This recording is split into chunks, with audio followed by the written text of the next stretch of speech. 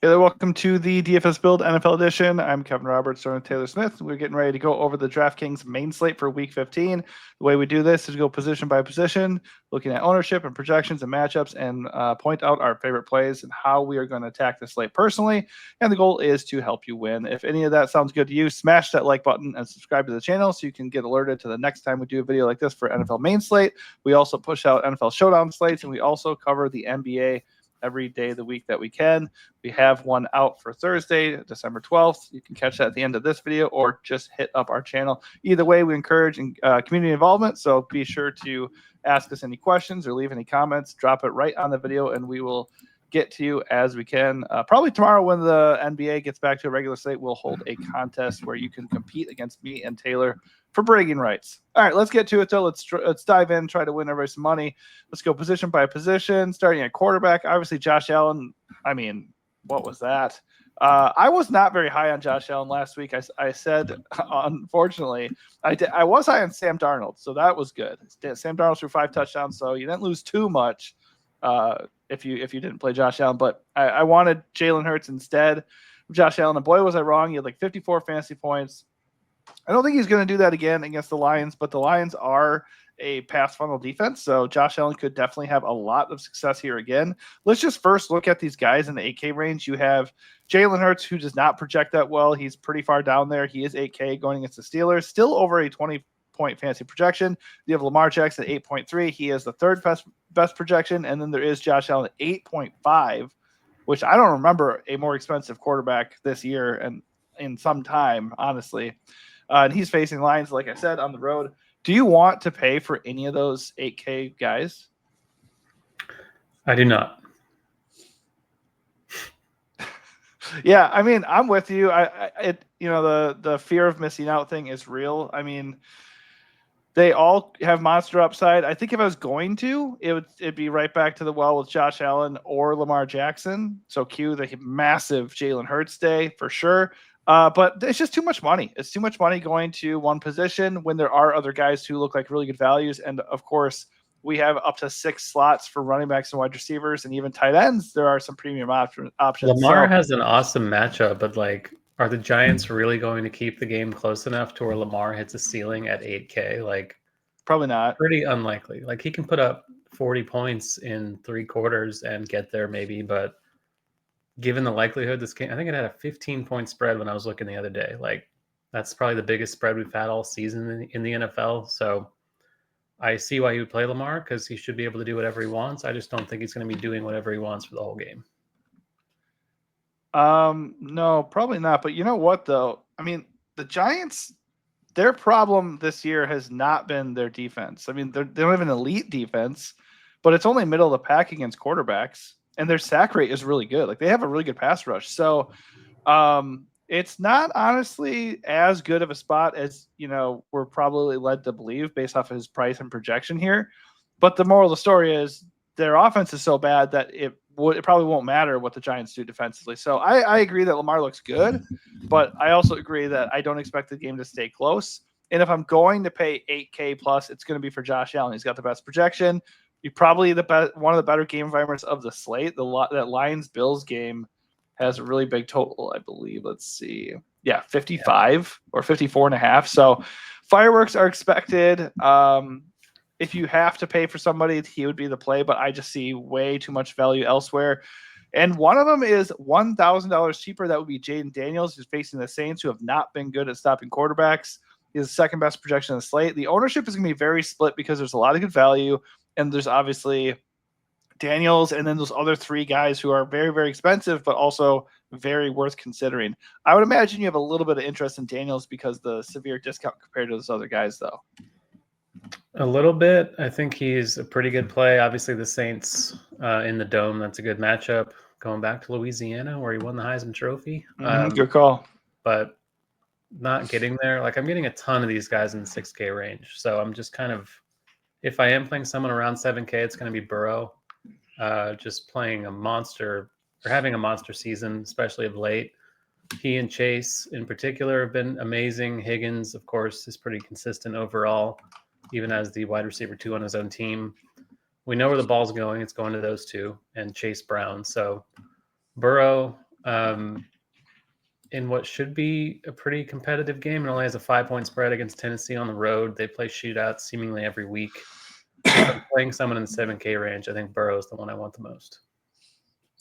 I'm not like super handcuffed to Burrow just because Daniels exists for only $200 more, but I'm with you. Like the situation looks great. The Bengals can't stop anybody. They're third best offense, third worst defense. Like they have to put up 27 plus points just to stay in games. It's just the reality. So Burrow is going to get his 7.3K, especially compared to those other guys over 8K. He looks awesome. He's right there with Jaden Daniels. I can go either way, to be honest. I guess due to the rushing upside Daniels possesses, I think I would lean him. But no issue with Burrow at all. By the way, just to piggyback, I don't know how I didn't see it before. On what I was saying, though, in the last 4 weeks, the number 2 defense against fantasy quarterbacks is the New York Giants. And the number 4 defense against fantasy quarterbacks in that stretch is the Detroit Lions. So I'm not saying not to play Lamar or Josh Allen, but just another reason to maybe not pay all the way up to 8.3 and 8.5K at that position. All right, so you were speaking of some of the other value. Obviously, there's guys in the 7K range that we can definitely use as a slight discount off of the other top dudes. But Kyler Murray comes in with the 4th best projection of the slate, facing a very beatable Patriots defense, and he's only 6K flat. Now, it's worth noting that Kyler Murray has not been what one would call consistent. I mean, I have him in Dynasty. It's been a bloodbath. Like, he's either putting up almost 30 fantasy points or he's putting up like less than 10. A few weeks ago against the Bears, he had 5. In his last 3 games, he has 2 times failed to get even 18 fantasy points. So we know he has a massive ceiling, though. I would imagine this is a spot where he will kind of get right and get hot. And at 6K, like all the risk is baked into that salary. Just massive upside, dual threat ability, good matchup. He's probably my favorite quarterback play of the entire slate, and I'm sure you're probably not far behind me. Before we get to him, though, just mentioning a couple other guys that do pop that look pretty good. Tua Tagovailoa, CJ Stroud, Jared Goff, and then Justin Herbert. All those guys are coming in with a projection over 19 fantasy points, and they're all in pretty good spots too. If I had to pick one of them, I think it would be Herbert, provided we get positive injury news, because he hurt his foot at the end of his last game. But he gets the Buccaneers, who have been very, very bad against quarterbacks all year long. And that is another game that has shootout potential. So, but right now, I'm looking at Kyler Murray first, and then I'm either just pivoting $100 over to Herbert, or I'm paying up to Burrow or Daniels. That's probably what I'm doing at quarterback. Yeah, Herbert and Kyler are the best quarterback plays on the slate. They're both essentially the same price. Murray hasn't been running as much, which is a little bit annoying, but there's always the potential for that, especially in a goal line scenario. He's happy to run it in there. Herbert's been running a little bit more. I guess if he hurt his foot, maybe that is not quite as on the table this week, but right. Matchup's great for both of them. They're both at home in domes. Like, no reason not to play them both a lot. Yeah, as we go down here, there are other guys that are nice prices, but their projections obviously dip considerably. Is there anybody down here like under the 19-point fantasy projection range that you are high on? I'm pretty high on Stroud at 6'2". I think that's probably the cheapest he's been all year. Hasn't been very good. They can't protect him for one thing, but just a pretty good player you're getting at a buy low salary. Nico Collins is healthy. Tank Dell is healthy. I don't mind. Even Dalton Schultz as a tight end play, I think, is okay on this slate. It's kind of just a buy low situation. I don't remember Stroud ever being this cheap, and it's not a bad spot for them at home against Miami in a game with a high total. So I like that quite a bit. No, Miami's defense can be stingy against the pass sometimes, but they sure weren't last week when they let a washed Aaron Rodgers put up 339 yards through the air. So I'm not scared of the matchup whatsoever. I like the idea of buying low on stud talent like that too. So I don't have a problem with them at all. I do think if I'm going to be in that price range, I'm just going to stick with Kyler, and as long as Herbert is healthy, I'm probably going to go there too. But both those guys are coming in as the highest owned quarterbacks of the slate. Understandably so. So if you want to pivot, I think Stroud looks like a really good tourney play, and you can put Tua and Bo Nix, maybe even Goff in there too, all in the same price range and same projection range, but not nearly as owned as those guys. As far as true punts, I mean, nobody feels great, but I do think Bryce Young against the Cowboys and maybe even Cooper Rush against Carolina in that same game, they both have good matchups, and they both have considerable upside considering the situation. I think if I had to, though, I think Bryce Young would be the preference, which feels really gross. But the Cowboys just don't. I mean, Cowboys give up a lot of production. It's just that's the thing. They need to get turnovers if they're not going to give up production. And even when they're doing that, like in the game against the Commanders when they won, they still gave up 26 points. So I think it's a really good spot. And at 5.3 is not much to pay in that situation. Tommy DeVito at 4.4K against the Ravens. So I think Levis, like you mentioned, the Bengals can't stop anyone. Right. I know that Levis is trash, and I played him last week in a good matchup also, and he didn't do a damn thing. But Cincinnati's horrible. The Calvin Ridley is still a pretty good price. I don't think I'd mess around with double stacking with Will Levis, but he's 5K. His receiver's 5K. That's a pretty easy skinny stack. I think is a good value. And you mentioned Rodgers lighting up Miami. They're playing Jacksonville this week, who all season has been pretty vulnerable. They shut down Will Levis, like we talked about, but we kind of saw a glimpse finally of Wilson and Adams both getting there in the same game. I don't think Rodgers is a bad play at 5-4. It doesn't seem like they're going to bench him, so I'm not worried about that. On the road, game should be pretty competitive. I don't mind that at all. No, that's fine. I've been burned by Rodgers so many times this year. It's just something I don't feel like I really need to do. No rushing upside, a lot of downside because remember that Cardinals game where we thought he was going to do well and we kind of went with him there and he did absolutely doesn't matter. No, it doesn't necessarily matter. I will say Kyler Murray does have the best matchup if you look at the last 4 weeks. So New England Patriots are dead last against fantasy quarterbacks over that stretch. And then just to double down here, Will Levis, Cincinnati Bengals are 4th worst. And then if you're looking, like I said, Bryce Young, Dallas Cowboys are a bottom 10 defense against fantasy quarterbacks. So lots and lots of plays at quarterback. That just kind of bleeds into the notion don't need to spend up here if you don't want to. Another reason, a lot of good guys at running back, not as many as usual because some of the good guys are off the slate thanks to Thursday Night Football and 2 Monday night games. But Joe Mixon leads the way with a 22.7 fantasy projection. He's not even 8K. He feels like a discounted stud here. I do like him a good amount against the Dolphins. Not sure we have to pay for him there, but I do not mind him. Devon Achane against the Texans in that same game looks good at considerably less ownership. Chase or Saquon Barkley, not sure I want to play him against the Steelers at 8.6K, but I do really like Derrick Henry as a low-owned stud. He has not really popped off in a while here, but I think he could get going against the Giants. The Giants in the last 4 weeks are 2nd worst against fantasy running backs. So it looks like a pretty good spot for him, and eventually he's going to eventually pop off again. So I think if I'm going to look at pay ups at running back, Derrick Henry is my number 1 play at the position this week. Yeah, I'm not paying up a ton at running back so far. I think Mixon's a great play, like you said. Henry's always playable, just kind of pricey. And if Henry doesn't find the end zone, he's not getting there for you. So he'll find the end zone, baby. He probably will find the end zone. So I do think he's a good play. I'm with you on Saquon. He's kind of gotten there with a lot of chunk plays and huge runs, huge touchdown runs, but we know that it's going to be Hurts in the goal line for the most part for them. So in a bad matchup, I feel like Saquon's someone I'm going to fade this week, which is not comfortable, but kind of is what it is. And the only other 7K or over guy I'm really getting to a lot is Chase Brown, which feels like a lot to pay for Chase Brown, but he's the number 1 guy. He gets passing work. I like the Bengals, like I said this week. Over 7K, I'm getting the most of Brown compared to anyone else. I love Chase Brown. Dude, Chase Brown has had such a rock-solid role. Even when he's not getting a ton of rushes, he just gets overall touches. Last week, 20 total touches and a touchdown. The week before that, he at least had 15, and that was his worst game in the last 6 or 7 games.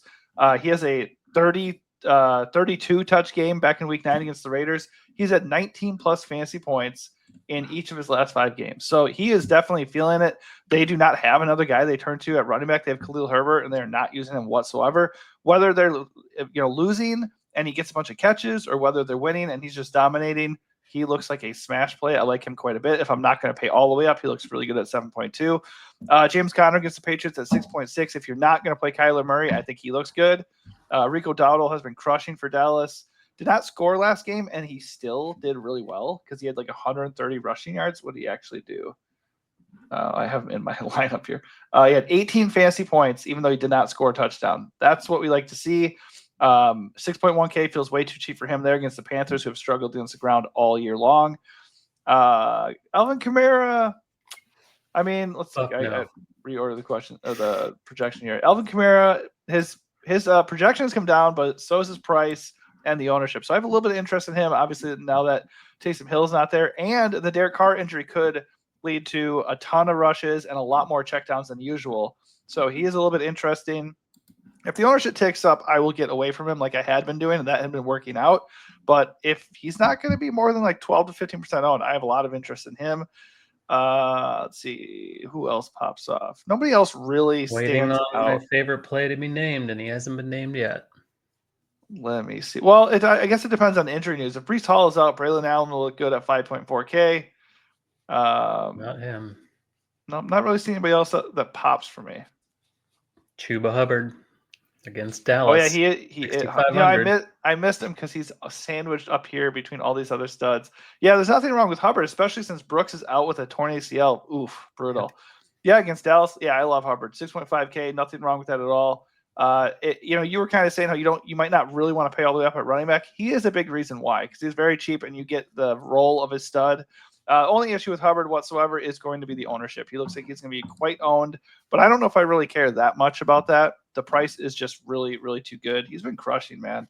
Hubbard, I mean, dream spot against the Cowboys, 20 fantasy points last week. He was a real downer against the Buccaneers the game before that, but he's had a lot of really good games, good floor, reasonable ceiling, especially against Dallas. So I'm with you there for sure. Hubbard, I love James Conner in the same range against New England. Exploitable matchup for him. Rashad White, if Bucky Irving is out, 5,800 looks For really sure. good to me right now. I guess I haven't projected out because White is popping off the page for me. Love that game in general. Like if you're going to play Herbert in the passing game, which I am, Rashad White, if Bucky is out, is going to be the clear run back on the Tampa Bay side. So pretty easy little game stack there. And I think Brian Robinson is worth a shout against New Orleans. Decent touchdown equity for him. Not getting to Daniels as much, but Robinson, I think, is going to be in my player pool. Yeah, speaking to your Rashad White love, the Chargers have been the fifth worst defense as far as catches allowed to running backs. So that's music to White's ears for sure. And honestly, Chargers, very good scoring defense. They don't give up a lot of points, but they give up a lot of production. They're giving up a lot of production to running backs out of the backfield as receivers and wide receivers in general. So I like that. I like that call of stacking that game quite a bit.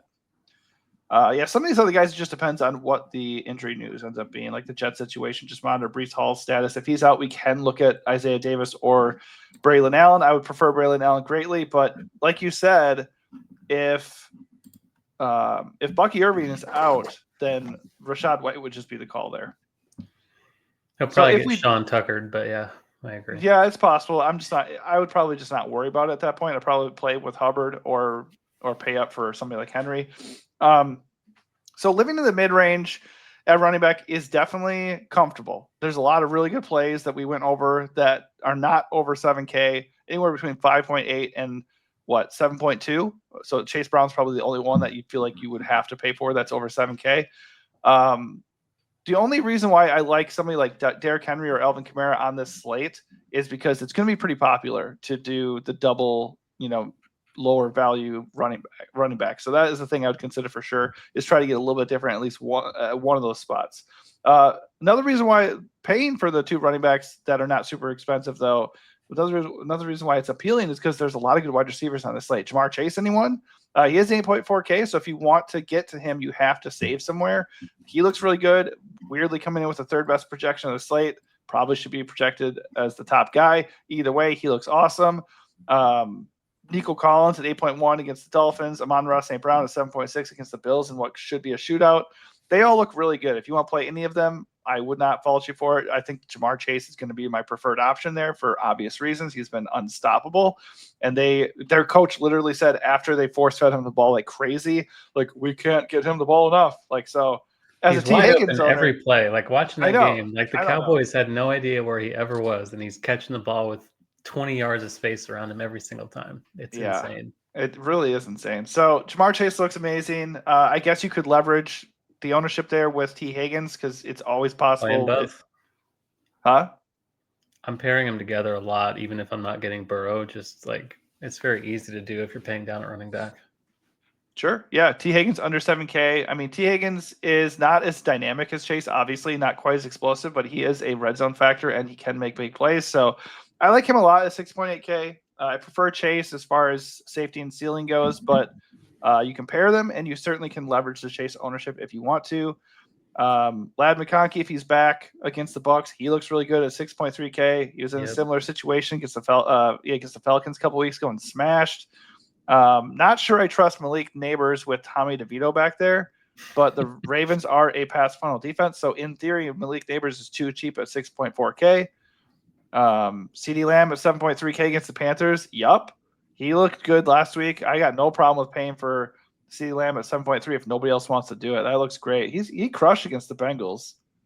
I think he had like 21 fantasy points. 21, yeah. So I'm okay with that. If nobody's going to be on him at 7.3, that looks good to me.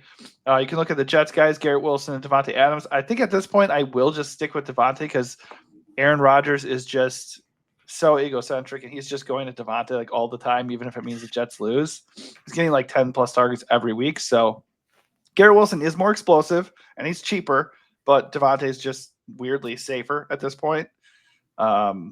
Yeah, so who else stands out up top that I didn't mention or even that I did that you want to double down on? You can always play Amon-Ra, especially in a game with a 55 total, like as a one-off, or stacking with Goff is fine, obviously.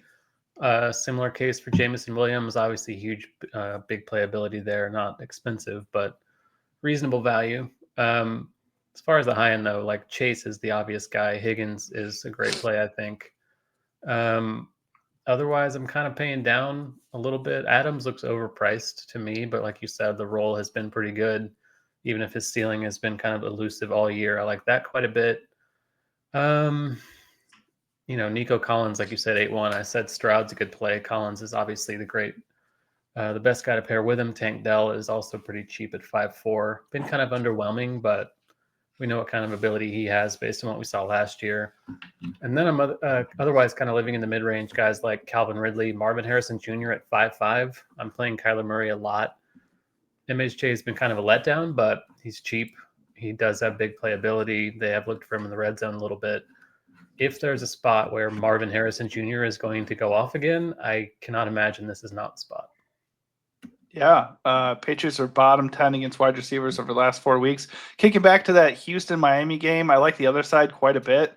The Texans are bottom 5 against fantasy quarterbacks over the last 4 weeks, and this game just has shootout written all over it. So Tyreek Hill at 7.4K, that's a discount for who he can be and who he was last week. I think he had like 24 fantasy points last week.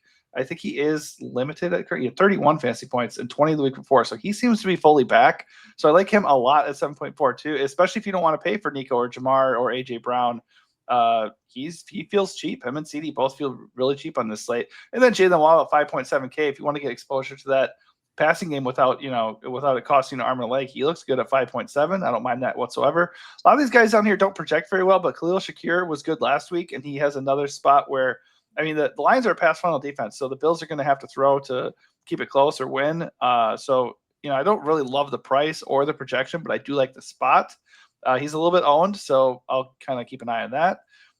Can Jerry Jeudy keep it going? Jerry Jeudy has been crushing for a while now, and he is the wide receiver 1 for the Browns, which, by the way, we should mention Jameis Winston just because he's like a DFS dream at 5.5K, just a gunslinger for the Browns. The Chiefs are not a fun matchup, but I think like the Raiders actually, like Aiden O'Connell had a pretty good game against the Chiefs. Like they can be had, especially if you get behind them down the field. So a Browns stack is not the craziest thing in tournaments. Jameson Williams at 5.6 is kind of cheap exposure to that Lions-Bills shootout. He's been kind of quiet lately. I would not be shocked if he pops off a bit here. That's interesting leverage against the St. Brown ownership if he ends up getting owned. Any like major punts that you like? I think Quentin Johnson at 5K is one I would have my eye on just because they keep wanting to get him involved. Like it'll be 1 week where he'll get 5 targets and no catches because he drops like every ball.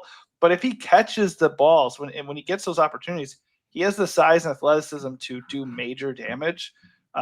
We saw that last week. See, what did he do last week? He had 15 fantasy points, 5 catches on 7 targets for a touchdown, and he has 7 touchdowns on the year. So he does have a ceiling, and at only 5K, I keep an eye on the Lad McConkey status, but even if Lad is back at 5K, I do not hate QJ in tournaments. Yeah, I think he's fine. Adam Thielen is 5'4". He's got double-digit targets in back-to-back games. Yeah. Last year, we saw him getting a ton of targets when he was healthy. So that Cowboys game is a good one to target. He's not going to, or the Cowboys haven't been good defensively all year long. So Thielen looks like an awesome play. I think Hopkins at 5,300, they're going to look for him in this offense as well. I think he's a pretty good value. I think Zay Flowers also, 6K flat, is pretty cheap given his PPR upside. And then if you want a true punt, I think De'Ami Brown maybe with Noah Brown out is okay at 3-1, but not a guy I'm getting to with a lot of volume or confidence. Yeah, I certainly wouldn't be confident. MVS at 4.5K, we'll know. I mean, he's scored in a bunch of games since latching on with the Saints, and he's kind of their wide receiver one. There's nobody else for New Orleans besides their tight end or Kamara that feels comfortable. So at 4.5K, you could take a shot on a deep ball or a touchdown. I don't think he's the worst punt in the world. Not a lot of like true punts available here to us. I would just monitor the status of some of these guys, Neighbors, McConkey, even Waddle. They're on the injury report, Josh Downs. If any of those guys are out, we could maybe find some value. Cedric Tillman he had a concussion, so he was out in the last game. Actually, last 2 games? I think so. So if he's back, he is interesting because he was getting targeted like crazy for a while there. He had 4 games in a row with 8+ targets. 3 of those 4 games, he had over 18 fantasy points. So again, Brown stack, Jameis Winston at 5.5K. If you don't want to pay 6.1 for Judy, 4.9 for Tillman if he is back is not the worst thing in the world. Anyways, lots to like at wide receiver, lots of options for paying up, and also some good options in the mid-range. All right, let's go to tight end. Trey McBride leads the way with a 20-point fantasy projection. He's had 12+ targets in each of his last 3 games, 14 targets last week. So even if he doesn't score touchdowns, he can get there just on catches and yards. So he looks really good. I'm surprised his price is still this low. Kelsey looks fine at 5.7K. I think I prefer Trey McBride there, although you can get Kelsey with a decent projection at half the ownership. Jonnu Smith has been crushing, but it's always possible that comes to an end. It kind of did come to an end last week until he caught like 3 balls for a touchdown in overtime only. He had no catches going into overtime last week. And the Texans are kind of good against tight ends. So there is value here at tight end. It feels like it's kind of by name. With some of these guys, like 4.4K Sam Laporta, 4.6K Evan Ingram, there's Zach Ertz at 4K. All these guys are totally fine values. I have no issue with them. If we can forgive Jake Ferguson for not getting it done last week, he looks really interesting at 3.8K. Price has come way down. His projection is way too good for that price. Although my favorite play that is not Trey McBride is probably going to be David Njoku, just because the best way to attack the Broncos feels like the tight end position, and he has been getting a lot of work. The Chiefs, rather. The Chiefs. I said the Broncos, but I meant the Chiefs. I think McBride obviously is the best player by a mile, given the volume he gets. The touchdown thing is annoying, but it's not predictive. I assume that can come to an end this week. Maybe he can score a couple. I'll be playing him a lot because I'm getting to a lot of Murray. I think Schultz is an okay punt at 3-3. Not the most comfortable play, but I like that game in general. Ertz, you mentioned. Laporta, you mentioned. Hunter Henry's okay. There is a punt, and he's my favorite punt at any position on the slate. Any idea who that is? Stone Smart? Yeah, maybe. Will Disley's out. Stone Smart got some looks last week. 2-6 on DK. Good matchup. We like the game in general. Not comfortable. I assume he will be owned quite a bit, and his name is Stone Smart. I think he's a pretty good play. What is a Stone Smart? Yeah, I don't have a problem with him. He actually does have a pretty good athletic profile. So, and he looked good last week. He had 8 fantasy points. I think at 2.6K you could do worse. I feel like these tight end punts never seem to work though. That all these guys are in like the 2.5 to 2.9K range. They always sound good because tight end used to be a bad position, but it's kind of become pretty good. Look at all these guys who have at least a 10-point fantasy projection for this slate, and there's even a couple guys right below them that like big names. Mark Andrews at 4.1K, Dalton Schultz you mentioned, like all these guys are viable. For the name of saving salary and paying up, whether you're going to pay for Josh Allen, whether you want to stack 2 running backs or go get, Nico and Chase, you could punt the tight end position and get away with it here. As far as matchup goes, Smart faces the Buccaneers. I mean, in overall, the Buccaneers are a good matchup. For tight ends specifically, it looks like they're kind of middle of the pack over the last 4 weeks. And on the year, they're bottom 5. So that looks good to me. And when Will Dissly was in there, he had that one game where he had no catches and 1 target that made no sense after being like a major part of their passing game. Up until then, though, Dissly was kind of featured. And then if Ladd McConkey does miss this game as well, that's even more reason to look at Stone Smart. Did you like how I clicked him before you even mentioned him? I knew you were going to go there. Yeah. But yeah, I don't mind it at all. I do think, though, we're in agreement here. Trey McBride is just miles and miles ahead of everybody else, and he's not even that expensive. You just have to be okay with committing $6K in salary to the tight end position, which doesn't feel that great when there are a lot of other like really just decent plays. And if they hit, man, you're going to feel dumb for playing Trey if that happens. So we'll see how it all shakes out. Real quick, let's touch on defense. Not a whole lot to say. Maybe just give, just what defense like stands out the most for you. It's going to be Baltimore against Tommy DeVito, obviously. Not a good defense, but don't mind it in this spot. Turnover potential and all that. Arizona against New England, I think, is fine. Cleveland 2-2. Like, that's a pretty talented defense. That's 2-2 against Kansas City. Kansas City's not really been a dominant offense this season at all. So if you're fully punting, I think that's a pretty good value. Yeah. And then after that, it's just kind of a bunch of dumb shit that doesn't matter. Yeah, like usual, I want to save at defense. Obviously, facing Tommy DeVito makes the Ravens look good on paper, but at 3.9K, that they are out of play for me. And maybe they'll just absolutely crush, and that'll be a mistake. I don't know, but I don't want to pay that much money for my defense. Love the call on the Browns at 2.2K. That's probably my favorite defense right now. By the way, Patriots offense or Chiefs offense, not even that scary, not even that good on the year. So you're getting a good defense with a good sack rate that could mess up that game a little bit and make it interesting. Then there's other, Cowboys are a very opportunistic defense. They get a lot of turnovers and special team scores and defensive touchdowns against Bryce Young. I'm cool with that. Steelers are a good defense. Don't really feel good about targeting the Eagles, but 2.8K for a good defense, that's in play. Miami has a leverage on the chalkier Houston options. Not opposed to that either. Lions are good defense. Bills are capable. I think those are okay. And then the Patriots at 2.4K as a leverage on the chalky Cardinal stacks is also something to consider. So lots to look at there. I think the Browns just saving me a ton of salary and hoping, Mahomes and co don't have their best game of the year the second I want to target them. That would probably be the best way to approach it for me. Boy, you're saving a lot of money if you just go pay for the Browns and Smart. Like right away, that opens up a ton. So that might be a pretty good way to attack the slate. But yeah, before we wrap up, why don't you give everybody your overall flag plant of the slate and just maybe your general strategy if you have one kind of, cemented in. Yeah, I'm probably paying down into the mid-range at QB. Kyler Murray and C. Stroud being the headliners for me there. Chuba Hubbard, I think, is the best play on the slate overall at any position. I guess I'll flag plant him and then Ladd McConkey play. Yeah, I'm with you. I think Kyler Murray is a lock for me. It was like that last week with Sam Darnold. So the issue with Kyler Murray for me is going to be, who do I stack him with? So obviously I'm with you on Marvin Harrison Jr. in the sense that I guess it depends on where Trey McBride's ownership is. If Trey McBride's going to be really chalky like he's kind of looking like, I will have no issue with going and attacking and leveraging that with a cheap Marvin Harrison Jr. and then punting tight end with Smart. I think that's one good strategy. But if you're playing Kyler Murray a lot, you certainly should stack Trey McBride with him as well.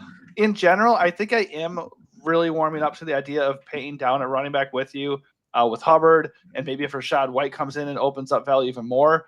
I do think, though, in a good amount of my lineups, I am going to find at least one slot to go pay up for Kamara or Derrick Henry, maybe even Saquon Barkley, just because these guys are not going to be very owned and they have massive, massive ceilings. And that wide receiver, I do want to spend here. It's just going to depend on who is sliding into my lineups and what I do elsewhere. But obviously, Jamar Chase is the most explosive play. Nico Collins is kind of right behind him. But I really want to attack discounted Tyreek Hill and discounted CeeDee Lamb. Those are the two guys I like the most because they're not coming in with enough ownership considering what their ceilings are. I mean, Tyreek under 9%, CD under 8%. I definitely want all of that if that's going to be the case. All right, so that does it for us. Hopefully this helps you. If it does, smash that like button and subscribe to the channel. Thanks for watching and good luck.